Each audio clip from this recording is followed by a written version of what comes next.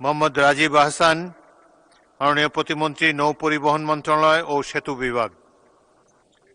বিসমিল্লাহির রহমানির রহিম। আপনার সময় 7 মিনিট। মাননীয় স্পিকার, আপনাকে ধন্যবাদ।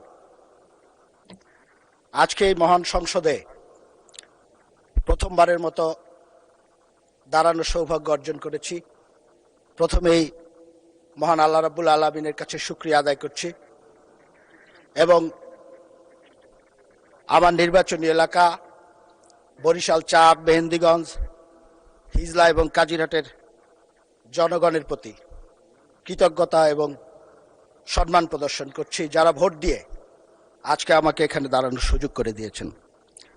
মাননীয় স্পিকার, আমি গভীর শ্রদ্ধার সাথে স্মরণ করছি শহীদ রাষ্ট্রপতি জিয়াউর রহমানকে, যাকে আমি কোনোদিন চোখে দেখিনি কিংবা দেখার সৌভাগ্য হয়নি, কিন্তু আমাদের আলোচনার মাধ্যমে বই পড়ে যার সম্পর্কে বিস্তারিত শুনেছি, যিনি মহান স্বাধীনতার ঘোষণা দিয়েছিলেন, রণাঙ্গনে যুদ্ধ করেছেন, বাংলাদেশের স্বাধীনতা ছিনিয়ে এনেছিলেন, পরবর্তীতে বহুদলীয় গণতন্ত্র প্রবর্তন করেছিলেন, সংবিধানে বিসমিল্লাহির রহমানির রহিম প্রবর্তন করেছিলেন এবং বহুদলীয় গণতন্ত্রের প্রবর্তনের মাধ্যমে উনি শেখ মুজিব নিহত হওয়ার পরে শেখ হাসিনাকে যেমন বাংলাদেশে প্রত্যাবর্তনের সুযোগ করে দিয়েছিলেন, ঠিক একইভাবে স্বাধীনতা যুদ্ধে বিজয়ের পরে বাংলাদেশ জামাত ইসলামী যখন বাংলাদেশ থেকে পালিয়ে পাকিস্তানে চলে গিয়েছিলেন, তাদের সেই নেতা গোলাম আজমকেও বাংলাদেশে প্রত্যাবর্তনের সুযোগ করে দিয়েছিলেন। মাননীয় স্পিকার, আমি গভীর শ্রদ্ধার সাথে স্মরণ করছি আমাদের দেশনেত্রী বেগম খালেদা জিয়াকে, যিনি বাংলাদেশের গণতন্ত্র প্রতিষ্ঠার আন্দোলনে আপসহীনভাবে নেতৃত্ব দিয়েছিলেন। আমাদের নেতা ছিলেন, আমাদের মা ছিলেন, আমাদের শিক্ষক ছিলেন। আমরা তার কাছ থেকে যে যতটুকু শিখেছি, সেই শিক্ষাটুকু যদি আমরা কাজে লাগাতে পারি, তাহলে বাকি জীবন আমরা রাজনৈতিকভাবে সফলভাবে কাটাতে পারবো বলে আমি ব্যক্তিগতভাবে বিশ্বাস করি। ধন্যবাদ জানাচ্ছি মাননীয় প্রধানমন্ত্রীকে, যিনি তার দূরদর্শী নেতৃত্বের মাধ্যমে বাংলাদেশে স্বৈরাচার বিরোধী যে লম্বা সময়ের আন্দোলন, সেই আন্দোলনকে নেতৃত্ব দিয়েছেন এবং অত্যন্ত বিচক্ষণতার সাথে অতীতের সব জঞ্জালগুলো এড়িয়ে সামনের দিকে বাংলাদেশকে নেতৃত্ব দিয়ে যাচ্ছেন। আমি কৃতজ্ঞতা প্রকাশ করছি এবং গভীর শ্রদ্ধার সাথে স্মরণ করছি ৭১-এর মুক্তিযুদ্ধের বীর শহীদদেরকে এবং জুলাই আন্দোলনের যারা শহীদ হয়েছেন, যারা জুলাই আন্দোলনে আহত হয়েছেন, যারা পঙ্গুত্ব বরণ করেছেন এবং যারা জুলাই যুদ্ধে অংশগ্রহণ করেছেন, তাদের সবার প্রতি আমি শ্রদ্ধা জানাচ্ছি। মাননীয় স্পিকার, আমরা নতুন সংসদে এসেছি, আমাদের অনেক সদস্যই নতুন করে সংসদে এসেছেন। আমরা হয়তোবা দু একটি ভুল কথা বলতে পারি, আপনি ক্ষমা সুন্দর দৃষ্টিতে দেখবেন। প্রথম দিকে ঠিকই ছিল, কয়েকদিন যাবৎ খুব একটা অস্থিরতা লক্ষ্য করছি আমাদের মাননীয় বিরোধী দলের সদস্যদের মধ্যে। আমি খোঁজার চেষ্টা করেছি যে কি কারণে এই অস্থিরতা। আমি একটি জিনিস খুঁজে পেয়েছি, অস্থিরতার কারণটি হলো 111-এর যে তত্ত্বাবধায়ক সরকার ছিল, সেই সরকারটি সবাই জানেন সেনা সমর্থিত তত্ত্বাবধায়ক সরকার বলা হতো। আর গত 18 মাস যে সরকারটি ছিল, সেই সরকারটিকে কিন্তু এই যে আমাদের আজকের যারা বিরোধী দলীয় নেতৃবৃন্দ আছে, সেই জামাত ইসলাম এবং এনসিপি সমর্থিত সরকার হিসাবে সবাই সেই সরকারটিকে অভিহিত করেছে। আজকে মাননীয় স্পিকার, আমি আপনার প্রোটেকশন চাচ্ছি। আজকে কথা বলতে দিতে হবে। মাননীয় স্পিকার, কথা বলতে দিতে হবে। মাননীয় সদস্যবৃন্দ, মাননীয় speaker, order in the house. কথাটি বললাম এই কারণে যে গত যে 18 মাস, মাননীয় স্পিকার, গত 18 মাস যে আরামে ছিলেন, সেই আরাম এখন আর হচ্ছে না। এই কারণে আমাদের অনেক সমস্যা হয়ে যাচ্ছে মাননীয় স্পিকার। কারণ আমি প্রমাণ দিয়ে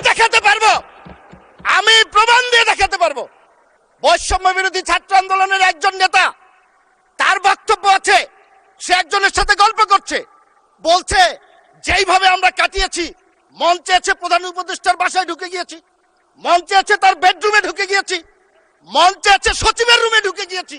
এখন তো আর সেই সুবিধা পাওয়া যাচ্ছে না মাননীয় স্পিকার। সমস্যাটা মাননীয় স্পিকার এই জন্যই। আমি একটি কথা বলতে চাই আরেকটি বিষয়ে। জুলাই আন্দোলন নিয়ে কথা হয়েছে, এখানে আমি অন্তত পক্ষে 3 জন সংসদ সদস্য বক্তব্য দিয়েছেন, রেকর্ড আছে আপনার কাছে। একজন বলেছে 844 জন শহীদ হয়েছেন, একজন বলেছে 1000-এর উপরে শহীদ হয়েছেন, একজন বলেছেন 1400 শহীদ হয়েছে। মাননীয় স্পিকার, আমি যতটুকু পড়াশোনা করে দেখেছি, স্বাস্থ্য মন্ত্রণালয় বিভিন্ন হসপিটালের সূত্রে পাওয়া তথ্যের ভিত্তিতে প্রথমে বলেছিল 1400 অধিক শহীদ হয়েছে, এবং এটা জাতিসংঘের সংস্থা বলার চেষ্টা করেছেন। পরবর্তীতে মুক্তিযোদ্ধা মন্ত্রণালয় একটি গেজেট প্রকাশ করেছেন, সেই গেজেটটিতে অতীতের গেজেট বাতিল করে 844 জনের একটি চূড়ান্ত তালিকা প্রকাশ করেছে। এখন সমস্যাটার জায়গা কোন জায়গাটায়? আমি একটি কথা আপনাদেরকে বলতে চাই, একটি উদ্ধৃতি দিয়েই বলতে চাই। আমার মাননীয় বিরোধী দলের নেতা, আমি ওনাকে খুবই পছন্দ করি, খুব সুন্দর কথা বলেন, আদবের সাথে কথা বলেন, ওনার অঙ্গভঙ্গি, ভাষা ব্যবহারের যে বিষয়টি সেটি অনুকরণ করার মতো। আমার সাথে যতদিন দেখা হয়েছে লবিতে, আমি ওনাকে সালাম দিয়েছেন, আমাকে হয়তো উনি ব্যক্তিগতভাবে চেনেন না, আমি ওনাকে খুবই পছন্দ করি। কিন্তু গত 14 এপ্রিল 2026 তারিখে একটি অনুষ্ঠানে উনি বলেছেন, আমি তাকে দোষারোপ করছি না, আমি যা জানার জন্য মাননীয় স্পিকার আপনার মাধ্যমে। মাননীয় সদস্য, আপনাকে আরো 2 মিনিট দেওয়া হলো, 2 মিনিটের মধ্যে সাম আপ করেন। মাননীয় স্পিকার, আর একটু বাড়িয়ে দেওয়া হোক। সময় তো দেয় আপনাদের হুইপরা, বাড়ানো কমানো সব মাননীয় তাদের স্পিকার, হাতে। উনি বলেছেন প্রোগ্রামটিতে, আমি পত্রিকার রিপোর্ট দেখে বলছি, আমি দেখাতে পারবো, 14 এপ্রিল 2026 1400 শহীদের মধ্যে 1200 শহীদের বাসায় যাওয়ার সৌভাগ্য আমার হয়েছে। এখন মাননীয় স্পিকার, সরকারি গেজেট 844 জনের, উনি 1400-র মধ্যে 1200-র বাসায় কিভাবে গেল, এটা তো আমি বুঝতে পারতেছি। এখন আমরা সংখ্যাটা জানতে চাই। উনি যদি যেয়ে থাকেন কোনো আপত্তি নেই, আলহামদুলিল্লাহ, কিন্তু আমরা প্রকৃত সংখ্যাটা জানতে চাই। আজকে জুলাই আন্দোলন হয়েছে 1 বছর 2 বছর হয় নাই, এখনই স্মৃতির বিস্মৃতিতে অনেক কিছু হারিয়ে যদি যায়, 10 বছর 20 বছর পরে এই ইতিহাস বিকৃতি কোথায় গিয়ে পৌঁছবে? মুক্তিযুদ্ধকে নিয়ে যে ধরনের একটি ব্যবসা, এই মুক্তিযুদ্ধের চেতনা নিয়ে যে ব্যবসা আমরা দেখেছি গত 54 বছর, আমরা চাই না এই প্রজন্মের যারা আছি এই জুলাইকে কেন্দ্র করে নতুন করে ব্যবসা শুরু হোক। এই ব্যবসা বন্ধ করার জন্য প্রকৃত ইতিহাস, কতজন শহীদ হয়েছে, তাদের রাজনৈতিক পরিচয় কি আমরা জানতে চাই। আমরা তো রাজনৈতিক পরিচয়ের কথা বলেছি। এবং উনি আরেকটি কথা বলেছেন, আমার মাননীয় বিরোধী দলীয় নেতা, শহীদরা সবাই শিক্ষিত ছাত্র বা রাজনীতিবিদ নয়, তারা খেটে খাওয়া মানুষ, সাধারণ মানুষ। ভালো কথা, কিন্তু এই শহীদদের একটি বড় অংশ আমরা সবার অবদানকে স্বীকার করি, কিন্তু এই শহীদদের বড় অংশ তো রাজনীতিবিদদের আহ্বানে এখানে শরিক হয়েছেন। এই নেতৃত্বের অধীনে এই সংগ্রামে যারা শরিক হয়েছেন, তাদের অস্তিত্বকে যদি আপনারা অস্বীকার করেন। মাননীয় প্রতিমন্ত্রী 2 মিনিটে শেষ করেন এবার, ফাইনালি ক্লোজ। থ্যাংক ইউ মাননীয় স্পিকার। তাদের অস্তিত্বকে যদি আমরা অস্বীকার করি, তাহলে শহীদদের উপরে এবং যারা আহত হয়েছেন তাদের উপরে আমার মনে হয় একটু অবিচার হয়ে যাবে। সর্বশেষ 2 মিনিটে একটি কথা বলবো মাননীয় স্পিকার, সেটি হলো বাক স্বাধীনতা কিংবা মত প্রকাশের স্বাধীনতা সবার আছে। এটার জন্যই তো আমরা লড়াই করেছিলাম, জীবন দিয়েছিলাম। সৌভাগ্যক্রমে গত 17 বছর প্রত্যেকটি লড়াইয়ের অগ্র সৈনিক হিসাবে আমরা কিন্তু ছিলাম মাননীয় স্পিকার। আজকে বিরোধী দলের টেবিলে যারা বসে আছেন, এখানে সাধারণ সম্পাদক সাহেব নেই, অনেকের সাথেই এক বিছানায় ঘুমানোর সৌভাগ্য হয়েছে জেলখানায়। তো সেই জন্য বলতে চাই, আমরা বাক স্বাধীনতা বিশ্বাস করি। আপনি সরকারের সমালোচনা করবেন, সরকার ভুল করলে বলবেন, সমালোচনা করবেন, কার্টুন করবেন, কিন্তু আমার নেত্রী মারা গেছেন, তাকে উদ্দেশ্য করে যদি আপনাদের কর্মীরা কোনো অশালীন বক্তব্য দেয়, আবার প্রধানমন্ত্রী আছেন, তার অবশ্যই সমালোচনা করা যাবে। সেটি নিয়মের মধ্যে করেন। ব্যক্তিগতভাবে, পারিবারিকভাবে আমাদের পরিবারের সদস্যদের বিরুদ্ধে